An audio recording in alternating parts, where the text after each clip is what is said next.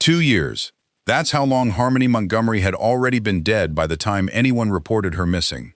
Not 2 weeks, not 2 months. 2 years, while her case file sat closed, marked unfounded, and nobody ever reopened it. This is the story of how a 5-year-old girl could disappear so completely that an entire system missed it, and what happened when one person finally refused to let it go. To understand how this happened, we need to rewind to before Harmony ever set foot in New Hampshire. She was born into instability. Her mother, Crystal Sorey, struggled with addiction, and Harmony was removed from her care 3 separate times before her father ever gained custody. Adam Montgomery wasn't the safer alternative. He had a long criminal record. He was still in prison the year Harmony was born. So how does a judge hand full custody to a man like that? In 2019, a Massachusetts family court did exactly that. There was supposed to be a safety check first, confirmation that Adam was sober, employed, and had a stable place to live. It never happened. Here's what really gets me, though.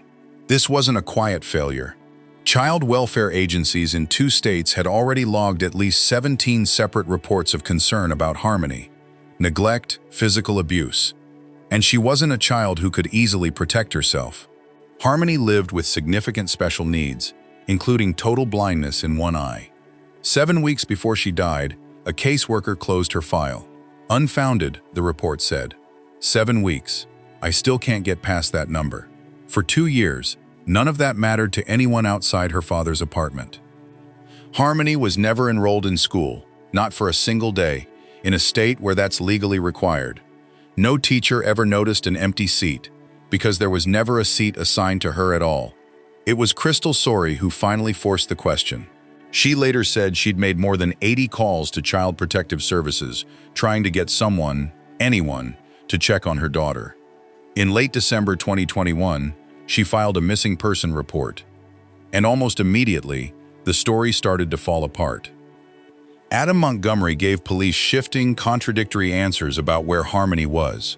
Then he stopped talking altogether. When investigators searched the apartment where the family had last lived, they found her clothes, her belongings. They did not find Harmony. Within days, he was arrested, not yet for anything tied to her disappearance, but for an assault charge from months earlier. Nobody said the word out loud yet, but investigators already knew. This wasn't a missing child case anymore. Before I tell you what they found, because this is the moment the entire case changes, I'll say it once. If you prefer true crime that waits for the truth instead of guessing at it, hit subscribe. I take my time with these cases on purpose.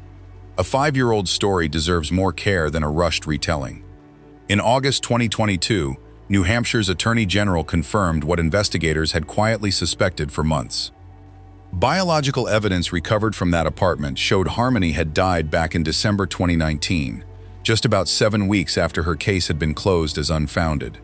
Her body has never been found, not then, not now. That October, Adam Montgomery was charged with murder.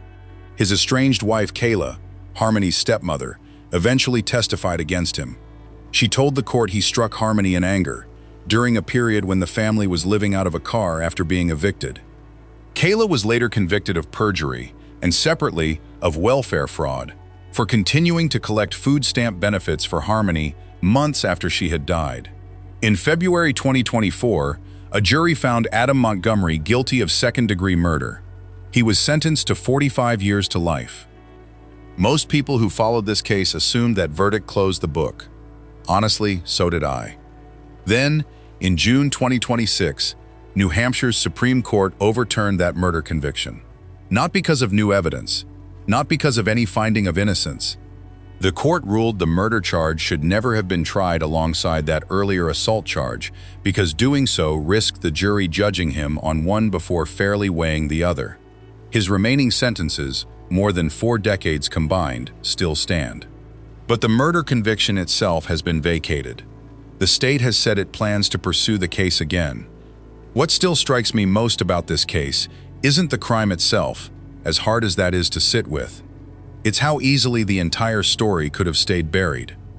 If Crystal Sorey hadn't kept calling, kept pushing, hadn't filed that report in December 2021, would anyone have ever gone looking? 2 state agencies have since acknowledged failing Harmony. New Hampshire agreed to pay her mother $2.25 million to settle a lawsuit over how the case was handled. Massachusetts and New Hampshire's child welfare departments say they've changed how they share information across state lines. A retired judge, who helped oversee the adoption of Harmony's younger brother, has spent years since pushing for a deeper, independent look at exactly who missed what and when. We may never know where Harmony's remains are.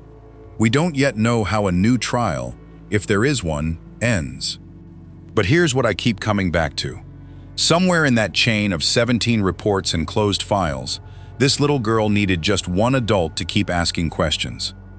In the end, it was her mother who finally did. If this case stayed with you the way it stayed with me, tell me in the comments. And if you want more stories told with patience instead of noise, subscribe. There's more of this kind of work coming. Thank you for watching. I'll see you in the next one.